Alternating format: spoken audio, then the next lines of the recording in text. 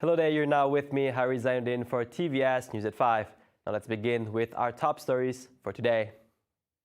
A Mexican reporter was killed on Wednesday, June 29, in one of the country's most violent northern border states, officials said.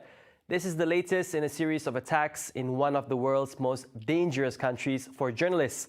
Antonio de la Cruz, a journalist for local newspaper Expresso, was shot and killed in his home in the state of Tamaulipas.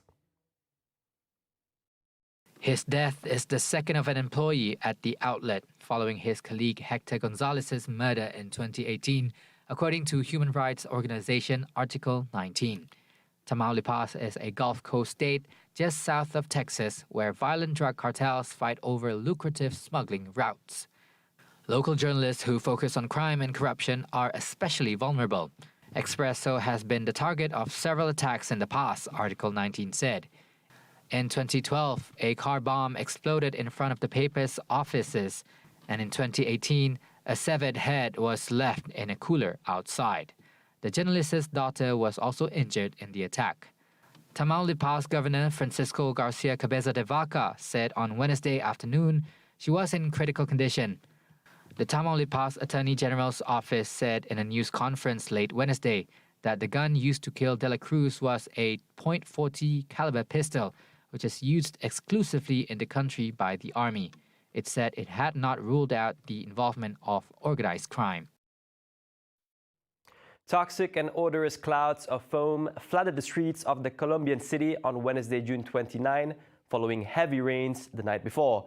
Footage shows residents waking up amid a foam cloud sweeping at least 30 homes as firefighters sprayed water to disperse it.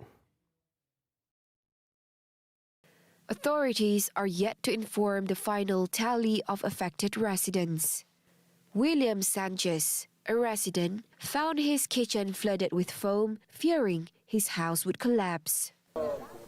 Pues me siento muy afectado porque he perdido también parte de cobija, parte de cosas y pues sinceramente hasta cualquier momento se me derrumba y pues tengo que ir a dormir bajo un puente porque no tengo ni trabajo porque estoy discapacitado. Local media reported the foam comes from a sewage gully that overflowed under the downpour. The city's municipality risk management director Diane Kosali said they are to conduct lab analyses to determine whether chemicals, waste, or other substances had caused the foam. Nosotros tenemos que realizar diferentes evaluaciones químicas y de laboratorio para determinar qué clase de contaminantes, si solamente son de vertimientos o si tiene alguna otra generación, digamos, de químicos o diferentes. Now, minimizing the occurrence of sick projects remains a priority of the Ministry of Infrastructure and Port Development, MIPD, with constant review towards the work process of the State Public Works Department, PWD. UGA calls upon all agencies to work closely together to bring about the successful completion of all the SAIC projects. He was speaking to the press after witnessing the handing over of responsibilities from the ministry's retiring permanent secretary, Datu Safri Zainuddin, to his successor, Chiu Chi Yao. UGA is confident that under Chiu, much can be achieved. Meanwhile, UGA added there were about 9,000 projects worth more than 48 billion ringgit and 5 ports under the ministry. On another related issue, he said the Premier of Sarawak, Datuk Patinggi Tan Sri Abang Johari Tun Openg, also wanted the MIPD to review the overall policies, development and strategies of the 5 ports. Highly infectious COVID-19 Omicron sub-variants have been detected in Sarawak. As such, Deputy Premier of Sarawak, Datuk Sri Dr. Sim Kui Hian, has called upon Sarawakians to prepare themselves and protect their families. In a video posted on Facebook, he pointed out that although COVID-19 standard operating procedures have been lifted, the people still need to protect themselves from being infected. He emphasized the importance of the second booster dose to save lives, especially for those in high-risk occupations. Tengok saja. Last week, the Omicron subvariant, highly infectious, has landed in Sarawak. It's a matter of time because our border has opened. Though no more SOP, but COVID-19 is not over. It is important for each one of us start to look after ourselves and our families and get ourselves ready for the subvariants. Many countries have to endure fifth waves. Our second booster dose are not only for those eligible, but also for those at high-risk occupations. Please go to the nearest clinic or the private hospitals for free second COVID dose vaccinations.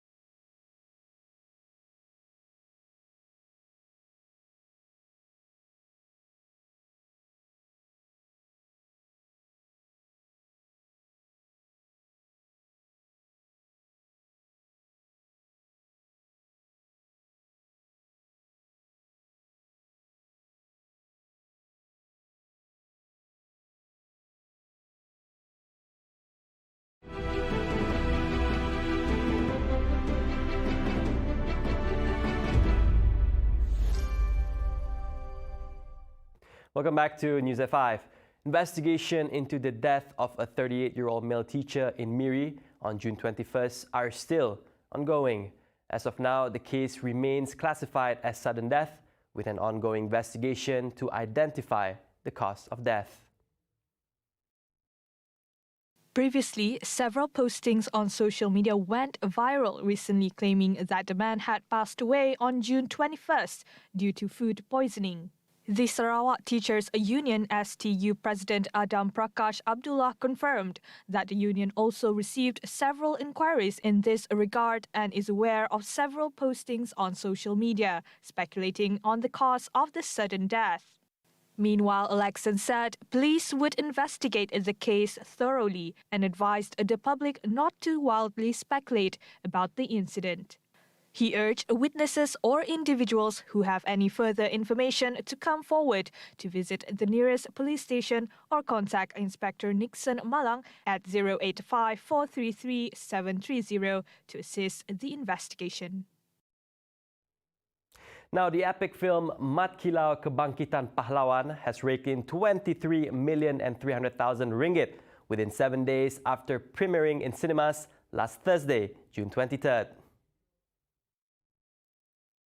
The film, produced by Kembara Studio and directed by Shamsul Yusof, broke the record for the highest grossing opening week for local epic films with 1 million ringgit on its first day, according to TGV Cinemas. Starring Dato Adiputra, Beto Kushairi, Fatah Amin, Yayan Ruhan and Johan As'ari, the movie tells one portion of the life of Malay warrior Mat Kilau, who fought against the British in the late 19th century. Made with a budget of 8 million ringgit, it's said that 60% of the film's story is based on true events. Mat Kilau Kebangkitan Pahlawan focuses on the year 1892 and is set in Pahang, when Mat Kilau and his father, Tok Gajah, are said to have attacked the British military base with 80 other fighters. The newly formed Special Task Force on Jihad Against Inflation shows that the government is committed to tackling the pressing issue affecting the community and is not detached from the public, as alleged by certain quarters. Now, Parti Bangsa Malaysia PBM President-designate Datuk Zuraida Kamaruddin said the party welcomed Prime Minister Datuk Sri Ismail Sabri Yaakob's announcement on the matter and urged the task force to step up enforcement to curb profiteering by unethical traders. Zuraida said PBM is optimistic that the multi-ministerial effort can help contain inflation to a manageable rate and asks Malaysians to realize that the rising prices of goods and services are mainly due to external factors such as the war in Ukraine, supply chain disruptions, and uncertain global weather conditions. The Plantation Industries and Commodities Minister pointed out that compared with other countries, including developed ones, Malaysia has a track record of keeping the lid on inflation pressure. Zuraida said the government should also be commended for setting the ceiling price for chicken at 9 ringgit and 40 cents per kilogram, as this will enable Malaysians to purchase the food item at a more affordable price. Yesterday, Ismail Sabri announced that the cabinet has agreed to form a special task force on jihad against inflation to help Malaysian families face the rising costs of living. Now, wrapping up news at 5, the ringgit extended its downtrend against the US dollars on June 30th due to a stronger US dollar index, or DXY, as the United States reiterated its stance to keep raising interest rates in a bid to quell rising inflation. As at 9 a.m., the local currency had depreciated against the greenback. Bank Islam Malaysia Berhad Chief Economist Dr. Muhammad Afzal Nizam Abdul Rashid said the DXY settled higher on Wednesday night. Speaking during the European Central Bank panel session, U.S. Federal Reserve Chair Jerome Powell indicated that the U.S. economy is in strong shape and well-positioned to withstand the impact of tighter monetary policy. Additionally, he said sentiments are expected to remain wary as recession fears are building up in the U.S. Meanwhile, commenting on an article which stated that the surging US dollar has set Asian currencies on course for their worst quarter since 1997, Muhammad Afzal Nizam said the country needs to prepare for any eventualities. Adding to that, he said that the worst level ever achieved for the dollar-ringgit pair was back in January 9th, 1998. According to the article, most emerging Asian currencies declined on Wednesday, led by the South Korean won, as investors sought the safety of the US dollar due to rising concerns over a recession in the US. Meanwhile, the ringgit was traded mostly higher against a basket of major currencies. The local note rose against the British pound, gained against the Singapore dollar, and strengthened against the US. However, the local currency depreciated versus the Japanese yen. See the world closer with TVS. As we bring you the latest news updates, both locally and internationally, just a click away by heading on to our website at TVSTVMY or follow us on our social media platforms. That's all the time that we have for TVS News at 5. I'm Hari Zainuddin. It's been a pleasure.